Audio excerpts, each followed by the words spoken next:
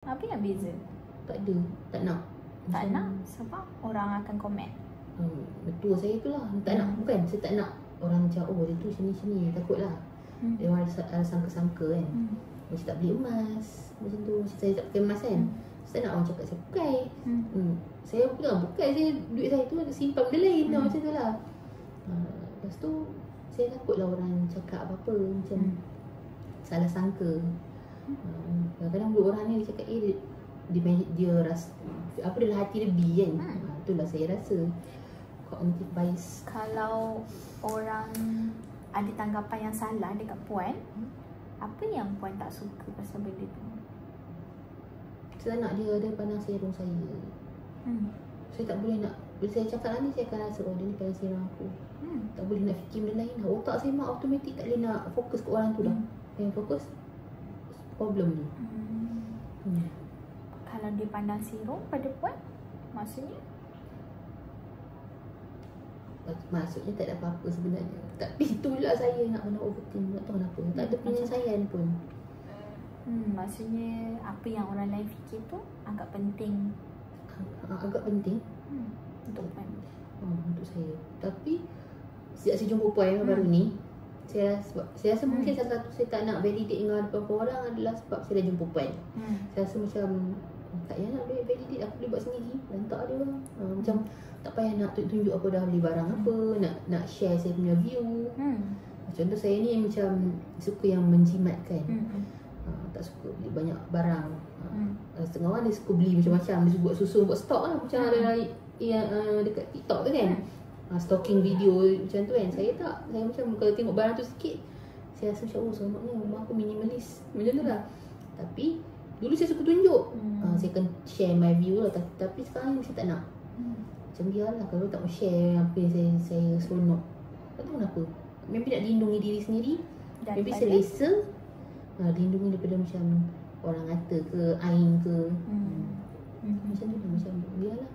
Dari selagi selamat bila kurang orang tahu. Rasa macam tak perlu pun share dengan orang benda ni. Rasa tak perlu. Dulu saya mesti nak share. Sekarang ni saya rasa macam tak nak bersaing dengan siapa. Waktu dulu yang Puan kata Puan suka share tu kan, masa tu masih ada ke fikiran yang macam saya kena buat benda perfect baru saya nak tunjuk kat orang ke?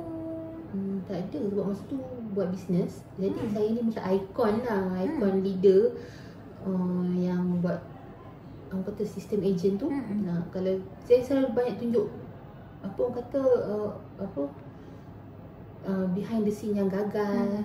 Benda tu yang fuelkan saya punya anak-anak team. Dia fuelkan, dia bagi dia orang rasa semangat. Tapi dengan family mentua saya nak up. Kawan-kawan saya nak up, tapi macam tak ada nak up. Saya macam kat bawah sangat. Kita ni lah juga up kan. Tapi sekarang ni macam dah kurang rasa nak up. Macam kalau tengok dia orang pun rasa macam biar. Kalau tak dulu, seronok lah. Bila anak dia orang pandai, yelah anak aku sini-sini. Sekarang ni tak adalah rasa macam tu. Cuma macam kadang-kadang tu ada rasa sikit-sikit. Macam biarlah. Tapi kadang-kadang risau lah. Dia bukan nak ngata orang tu, tapi dia rasa risau. Anak aku macam mana lah ni. Orang lain semua pandai. Tak nak nanti orang beza-bezakan dia. Takut dia yang terasa. Kita tumpang takut untuk anak.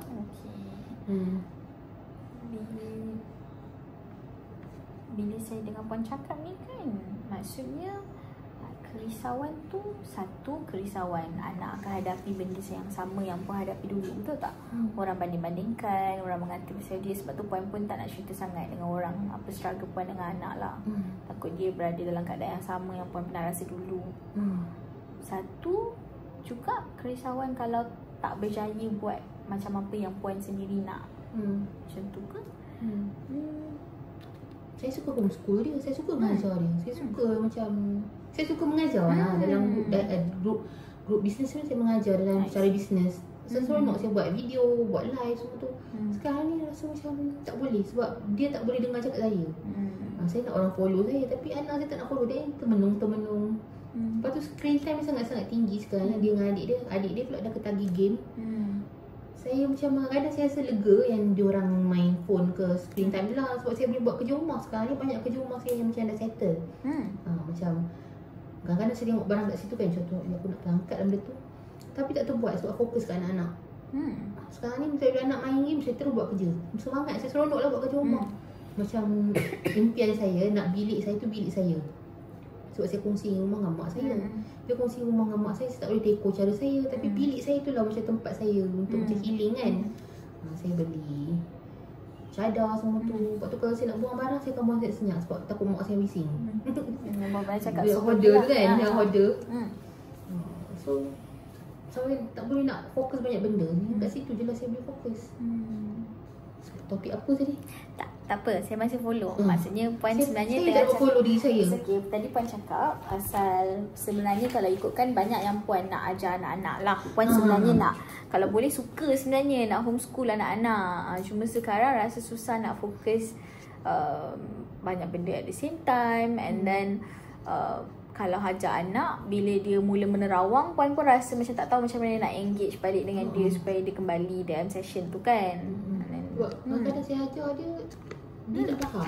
Saya ada tulis ni. Ada. Ni saya tengok. Saya baru buat sebenarnya. Saya tak boleh buat kat rumah saya. Saya ni kalau buat kerja kena ada pressure.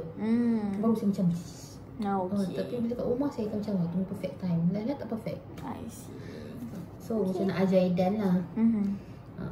Tapi bertangguh leka. Dia apa? Melawan. Tak nak belajar lah apa kan. Lepas tu tak mampu nak hadap perangai dia. Tak nak. Kadang-kadang macam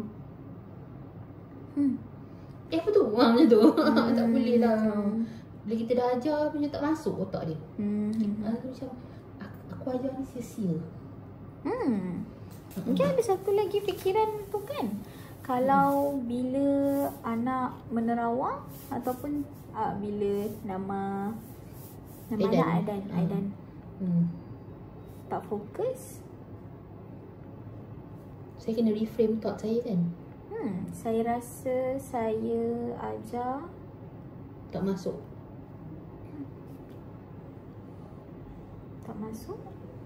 Dan tadi sia-sia kan.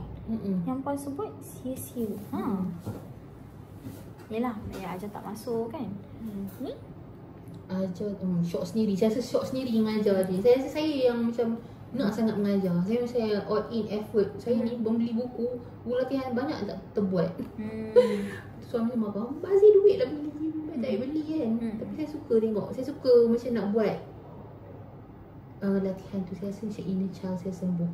Sebab dulu saya buat saya kena marah je dengan mak saya kan. Saya tak fokus. Tapi sekarang ni saya macam benda tu saya passion. Jadi passion. Tapi tak boleh nak buat sebab anak tu pula macam ni. Saya macam nak kena perfectkan lagi. Malah saya frust, hilang harapan. Self-critic makin meninggi. Bila fikir pasal ni kan, perasaan apa yang datang?